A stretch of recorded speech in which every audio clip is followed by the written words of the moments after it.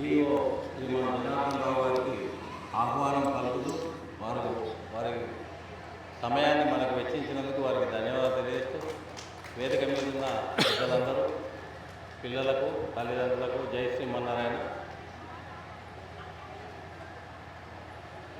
Sir మనకు ఎప్పుడు ఏ కార్యక్రమానికి పిలిచినా మనకు మరి సమయాన్ని వెచ్చించి మన దగ్గరికి వచ్చి ఆశీర్వదిస్తున్నారు.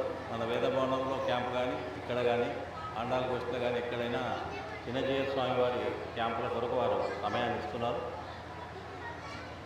ఇది సుమారుగా 8-9 సంవత్సరాల నుంచి మన వికాస్ తరంగిణి ద్వారా స్వామివారి మంగళ శాసనాలతో ప్రజ్ఞా వేసవి శిక్షణా శిబిరాలు మనం నడుపుతున్నాం. కరోనా సమయంలో కూడా మనం దీన్ని వదలొద్దు, చేయాలి, పిల్లలకు ఏదో నేర్పాలి అనే తపనతో మా అమ్మాయి శ్రీదేవి ప్రజ్ఞ కోఆర్డినేటర్ ఈ వికాస్ తరంగిణి శాఖకు. ఆమె ప్రభుత్వ ఉద్యోగిని. కరోనాలో ఏం చేద్దాం అంకులని ఒక ఆలోచనతో ఆన్లైన్లో భగవద్గీత నేర్పిద్దాం పిల్లలకు అని ప్రారంభం చేయడం జరిగింది. చాలామంది పిల్లలు ఎన్రోల్ చేసుకొని 700 శ్లోకాలు కంఠస్థం చేయడం జరిగింది ఆన్లైన్ ద్వారా. ఒక్క మన రాష్ట్రమే కాదు, వివిధ రాష్ట్రాలు, అమెరికా నుండి కూడా అందులో పాల్గొన్నారు.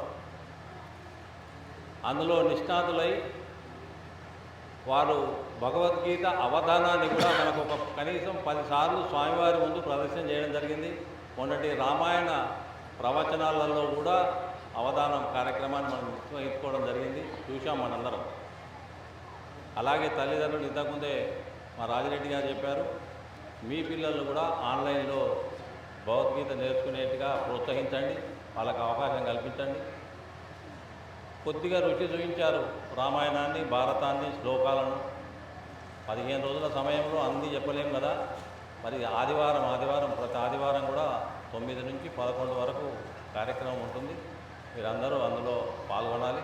మా టీచర్లందరికీ కూడా ధన్యవాదాలు తెలియజేస్తున్నాను. వారి అమూల్యమైన సమయాన్ని ఇచ్చి పిల్లలను తీర్చిదిద్దినాల్లో మా హేమలత గారైతే వెంట ఉండి వాళ్ళందరికీ ప్రసాదాలు దీనికి ఏమేమి కావాలని చూడడం, రాజిరెడ్డి గారు కానీ, శ్రీదేవి గారు కానీ, శారదా మేడం గారు, ఆ పిల్లలు మొదటి బ్యాచ్ పిల్లలు వాళ్ళు కూడా ఎంతో సహకరించారు. అమ్మాయిలు 2-3 పిల్లలు ఉన్నారు. వాళ్ళందరికీ కూడా ధన్యవాదాలు తెలియజేస్తున్నాం.